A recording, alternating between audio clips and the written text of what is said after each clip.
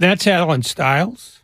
I'm someone else, and we are joined now by the NFL Network's shiningest light, the lovely, the talented, the elegant, Rich Eisen.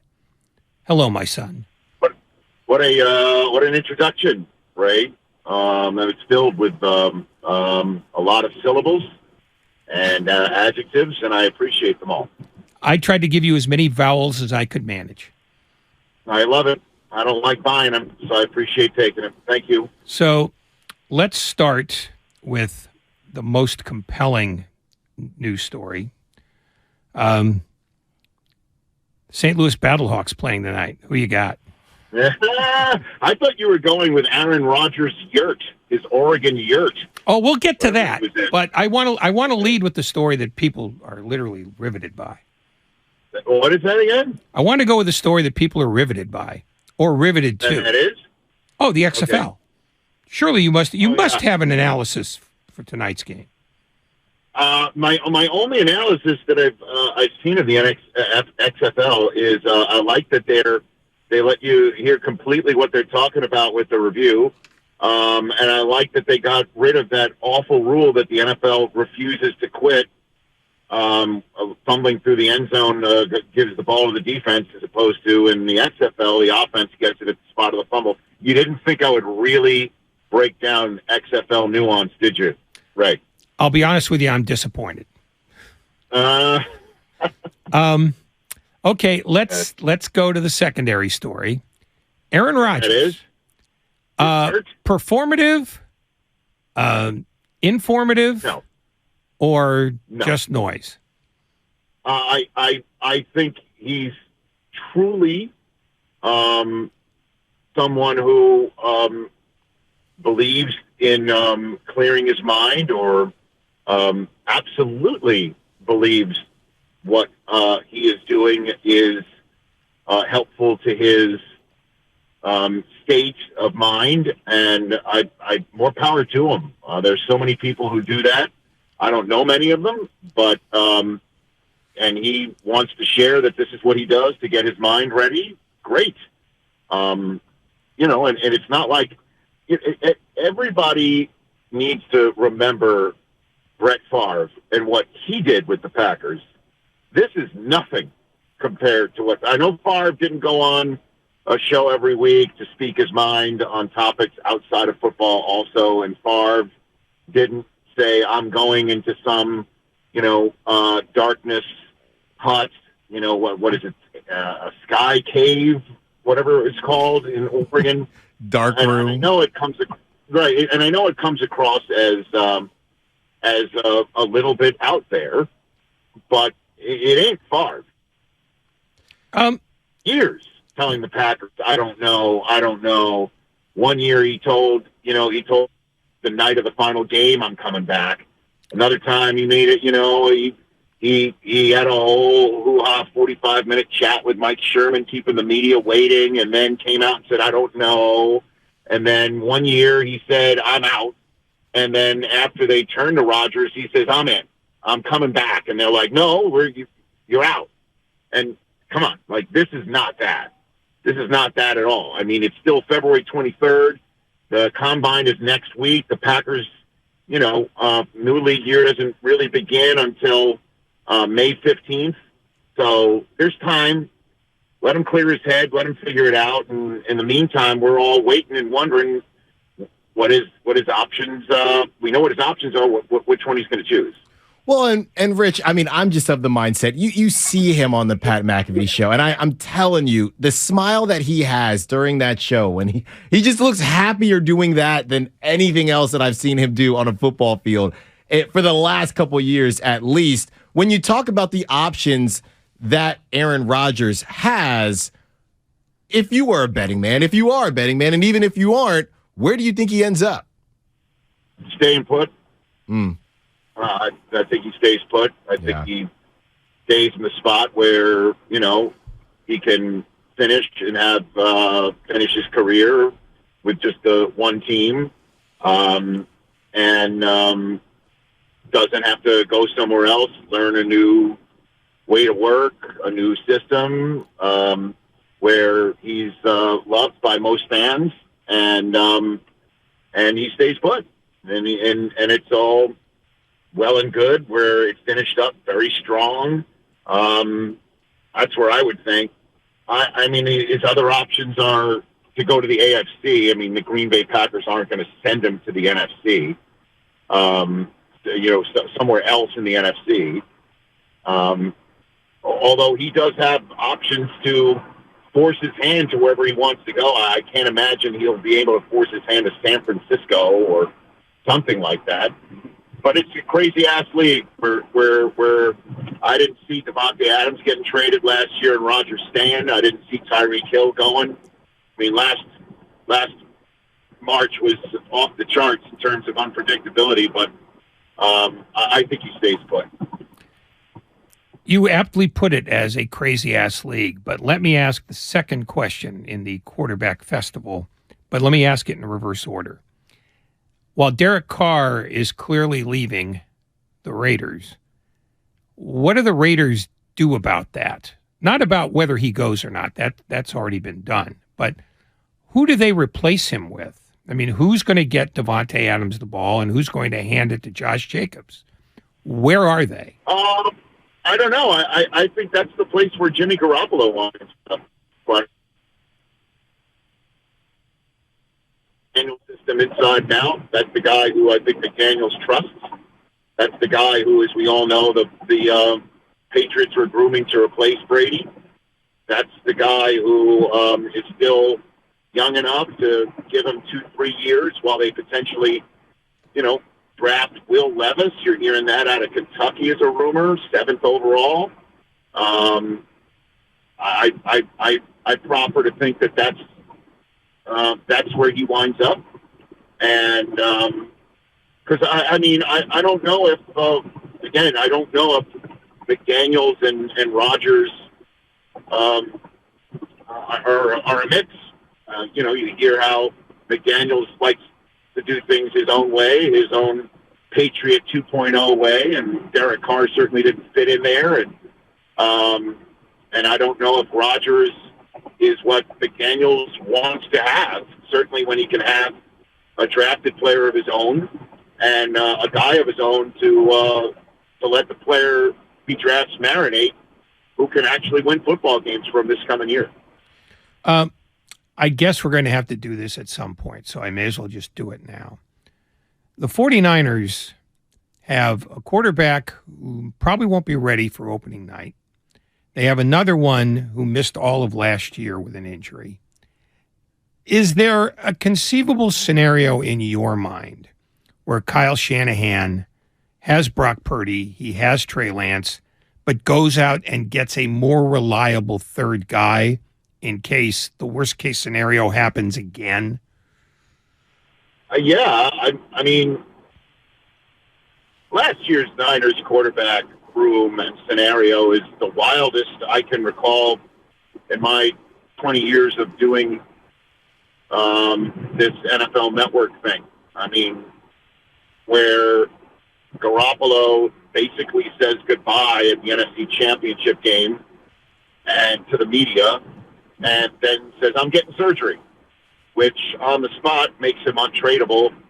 So he's still around as Lance clearly gets the gig because of the draft capital the Niners utilized to go get him.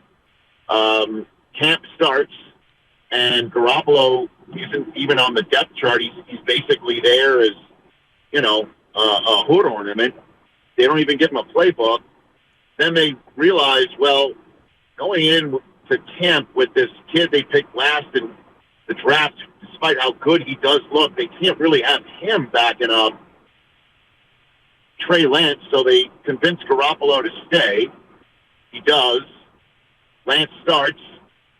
Game 2, he's out on a cart. Garoppolo then takes them on the same path that he took them the year before. Then he goes out on a cart. Then in comes the kid that they didn't even want to trust to have backup Lance, because that's why they chose Garoppolo, and that kid damn near wins Rookie of the Year and then gets hurt in the NFC Championship game. I mean, it's wild. So I can't sit here and say there are no scenarios that work. That's a very long-winded way of saying I think it's Lance's job. Let's see when Purdy does go under the knife for his elbow to see if he does have an opportunity to make training camp and make a competition out of it. I mean, I had Trey Lance on my show at the Super Bowl, and he said he invited the competition. He said he didn't want anything handed to him. And I think that got a lot of 49ers fans' attention of appreciative attention. So I think it's Lance's job, and I think Purdy's going to be around there. But if his elbow's not good enough, then let's see who's still out there that would take the job. Do the 49ers have enough depth at Cart? At what? At Cart. Since they used it so often this year. But you got your boots on the ground there. I think you'd probably be more familiar with that. They used a lot of carts last year. You know, most carts in the division. DK Metcalf was second, I think, in the division, using a cart, but for a different reason. Rich, I am curious. You alluded to Trey Lance being on your show, and as you can imagine, it was huge here in the Bay Area, and obviously all the Niner fans out here and all across the nation and the world watched it. What were your initial thoughts on Trey Lance? You spoke about how he wants to compete, but what did you think about Trey Lance and the way he carries himself? So much is said about the QB1 position. What were your thoughts on Trey Lance after meeting with him? Delightful. Delightful. And also in a better mindset than when I had him on the Super Bowl week last year. He zoomed in to the show, actually, as opposed to show up in person. And, you know, he was still kind of what appeared to be shell-shocked by his rookie season going the way it did. This time around, he struck me as much more sure of himself, much more, lighthearted. And when he said, you know, I don't want anything handed to me, because let's be honest, the guys played. I forgot that number. I had it, on my fingertips when I was interviewing him. Guys played only in 18 games in the last 3 calendar years, college and professional. Mm-hmm. So he's still completely untested, very raw. And for him to say, I'll compete, is awesome. And let's be honest. I mean, you want to talk about a league with the upside at the quarterback position. There aren't many that can just drop back and throw, and that's all they do. I mean, Lance in the Shanahan system, the vaunted Shanahan system, I think would be explosive and very difficult to defend. And we just saw, the Eagles take somebody extremely difficult to defend to the Super Bowl and almost to the podium. So I still think the upside for him is tremendous, and I just really liked seeing him in person and kind of, he was very playful. He seemed really chill. I was very pleased to see that. Are you among the school of thinkers who believe that the number of quarterbacks who could run Kyle Shanahan's system is remarkably numerous, or do you think there are skills that he requires from his quarterback that make it almost harder to fill? That's an interesting question. I mean, I'm not really one of those all 22 types, but Purdy certainly looked real comfortable in it, didn't he? I mean, he was amazing. And when he would come to work, with his book bag, it literally looked like he was going to home ec class, He was unbelievable. So I guess it's one of those quarterback-friendly systems where you don't have to run the football as a quarterback. Matt Ryan won an MVP in the system that he was running. And Garoppolo really wasn't much of a threat to run either. So, I guess many quarterbacks can really succeed at it, for sure. So if you took a step back, Rich, just looking at the Niners as a whole, and obviously you try to win when you have these guys on a rookie deal, how do you view the Niners window? because the Niners, they've been in this spot where they are an extremely talented team, Super Bowl ready roster. We keep hearing about this, but they haven't won the big one. What do you think in terms of their window? You have teams that just come out of nowhere, like the Eagles with the Jalen Hurts, and now you got to worry about them. The Cowboys aren't going anywhere, even though people like to joke about the Cowboys. If you're Kyle Shanahan, if you're the Niner fan base, you got to get one of these soon, no? Well, I mean, yeah, but they're, I mean, it does appear that they're set at so many positions. Lynch is terrific at the job. I think he and Shanahan work really well together. Jed York is thrilled with them. And if there's any, coach, GM combination that could survive trading multiple first-round picks to move up to take a quarterback who hardly plays a game for him, it's these two, as they've made, NFC championship games, plural, in 3 of the 4 years. Last 4 years. And they're just find so many talented players. I love Fred Warner, Hufanga. Their defensive line is beyond stout. They have the defensive player of the year on it. Deebo Samuel is transformative. Kittle is one of my favorite players I've covered and gotten to meet and know in the 20 years with the NFL. McCaffrey's now there. I think the window's open for a nice long time. They're young and they're physical. Nobody wants to really play them. And the question is what happens when push comes to shove?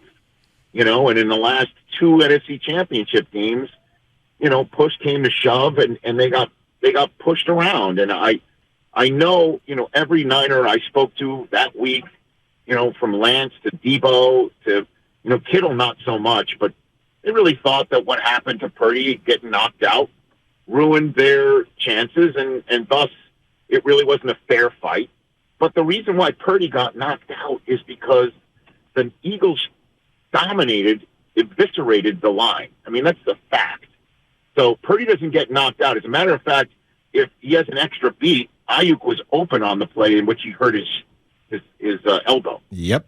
So they're right there. And if circumstances are different on 2 championship Sundays, maybe they get one of these Super Bowls.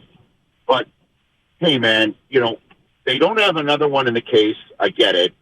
But outside of the Chiefs, who has been more consistently returning to Super Bowl form? And there's no other team other than the Niners that you look at right now.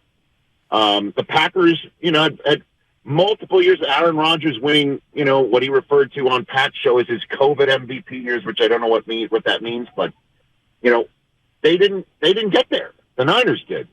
And that, does count for something. It should, because so many other teams, like ask the Cowboys, who haven't made one since 1995. So I know it's frustrating that there's not another one, but I would say, don't you think they're one of the 3 teams that'll enter next year? Eagles, them, and whoever else might improve their hand. The Rams getting healthy. I don't know. Who would you choose in the NFC next year going in? And I'd be hard pressed to choose someone other than the Niners.